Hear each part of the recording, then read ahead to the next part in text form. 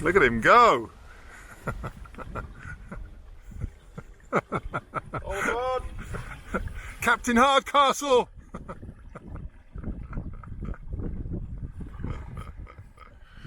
Alright, so Gavin and I have come out to a little town or a little hamlet called Banfield. And Banfield is at the other end of the West Coast Trail. So the beginning of the West Coast Trail, you can either start here in Banfield or Port Renfrew. And I've done a number of videos from Port Renfrew, but I've never been to Banfield. So there's a really cool beach here called Brady's Beach, and it has a couple of sea stacks. Gavin has never been here, I've never been here, so it's all new to us. To get to the beach, you have to take a little water taxi from the main town to the west side, and now we're just hiking up to the beach, and we're just going to camp on the beach. And well, the weather right now is just unbelievable. It actually feels like summer. Isn't that right, Gavi? This is perfect because we've got clouds and we might have just enough gaps to get some astro. It's all about the astro.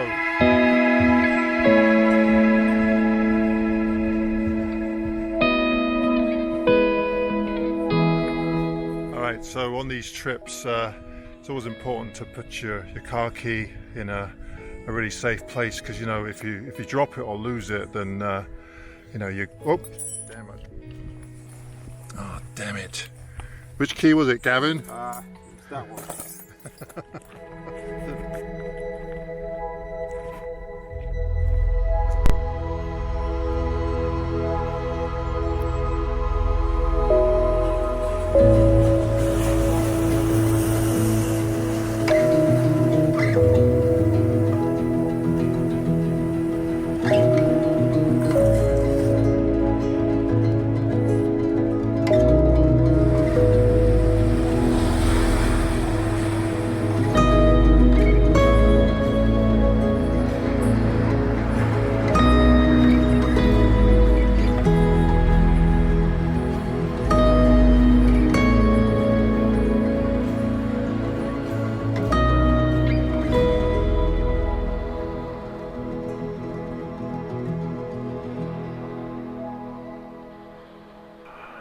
All right, the light is just starting to go down. I think we've got maybe another 15-20 minutes until the sun goes down behind the horizon line here. I cannot believe how warm it is. It feels like summer. But Brady Beach, it's really nice here. We have there's a sea stack right here, and then there's another one behind that, and Gavin and I are just camped right here, right on the beach. Absolutely nobody here. I would imagine in the summer there's quite a few more people. So I'm just heading out over this way a bit. There's a couple of really nice sea stacks that have quite a bit of potential. The tide is slowly coming in, but I think it's going to stay out for quite a while. It's just beautiful here. I've seen a few pictures of this area, but nothing very much, nothing that really struck me.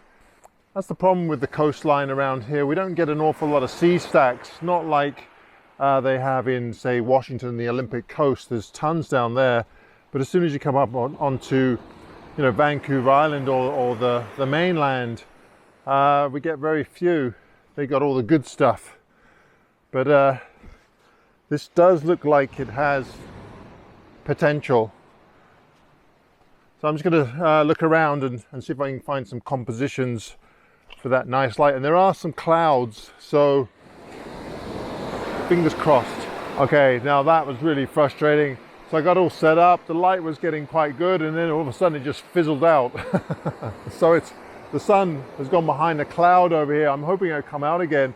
because this scene in front of me is just absolutely gorgeous. Got this beautiful rock in the foreground, and then we got these little sea stacks in the background.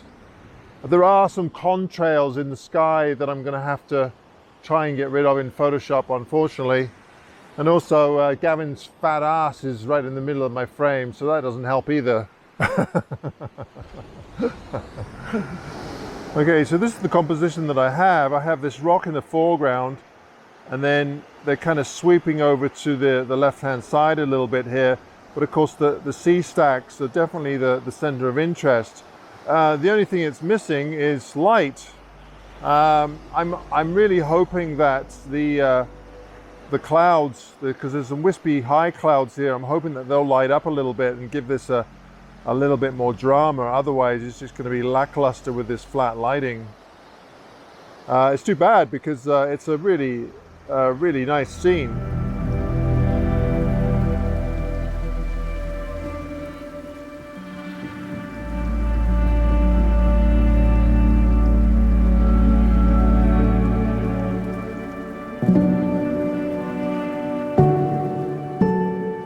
Well, the light never did materialize that evening, and I really quite liked the composition. I like the way that I have that dominant rock in the foreground, and then we have another rock that I quite like down on the left side, and as you look through the frame, they kind of curve around, and the rocks on the left in the middle there, they kind of point your eye back towards the pinnacles or the sea stacks in the center there.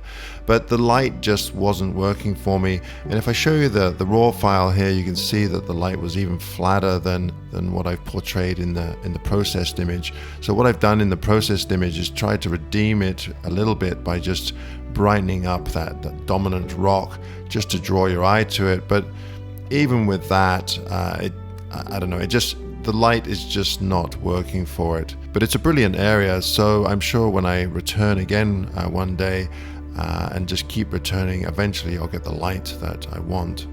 Now this second image here, I like a little bit better. This is when the sun had gone all the way down, and I have again taken more or less the same composition. I've just moved my camera around a little bit, and the tide was coming in. And you notice that there's a little bit of reflected light on the rock on the left side in the corner there, and also reflected light in the center rock, or kind of to the right. That was by design. If I show you the raw file here, you'll see that there wasn't as much reflected light as is indicated in my processed image, and that's just my dodging and burning and trying to bring viewers' attention to certain areas in the frame.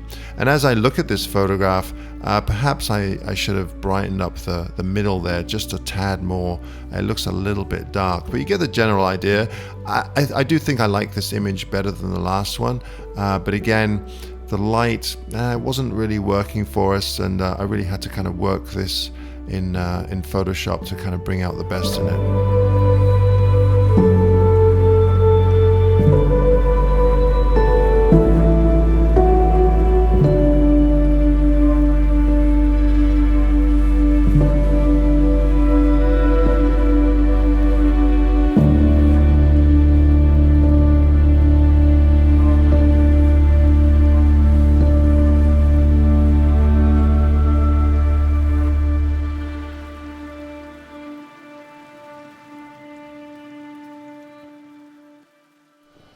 Good morning, everybody.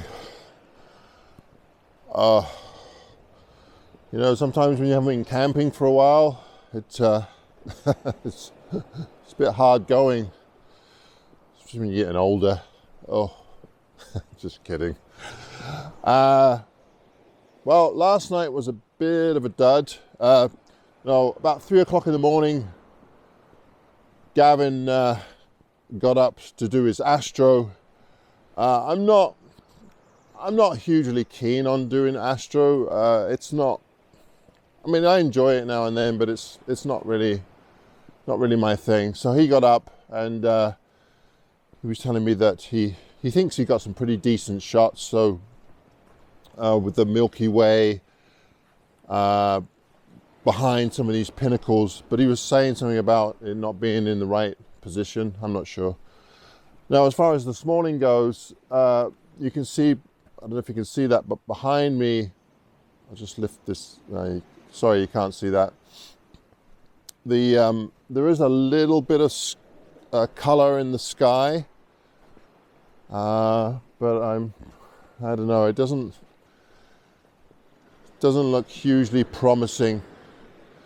But I'm going to go down to where I was last night and see if I can get that color behind the sea stack here.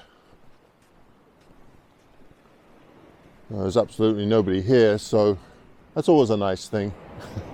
Okay, so the light this morning has turned out to be a little bit of a dud again. So overall, I mean, the area is just fantastic, but again, the light has not been really in our favor. But I was just taking a wander down the beach here. There's beautiful sandy sections here, and I found some great sand patterns, kind of like the ones that I found in San Josef Bay. And I'll just show you what I'm talking about. They're kind of, the sand patterns, there's a bit of a creek down over here, and as the water comes down, it creates these beautiful patterns. They almost look like a forest. So I'll just show you what I'm talking about here. So as you can see, they're really beautiful patterns, and it looks like some kind of critter has wandered across the tops of these patterns here. But as I walk along up the creek here, you can see there's quite a few of them. Some are better than others, and there is another little bit of a creek just to the left of here with some more. So I'm going to see if I can find some quick shots here. Now they're going to have to be quick because I'm in a bit of a secluded beach here. There's a rock formation goes out in the ocean, and the tide's coming in. So yeah, I don't want to get stuck in here. So there's some rather big islands here, and then beyond those it's the broken group of islands. A very popular area for sea kayakers. And then if you just keep going north up islands, you come to Ucluelet and Tofino, which I've done videos of in the past.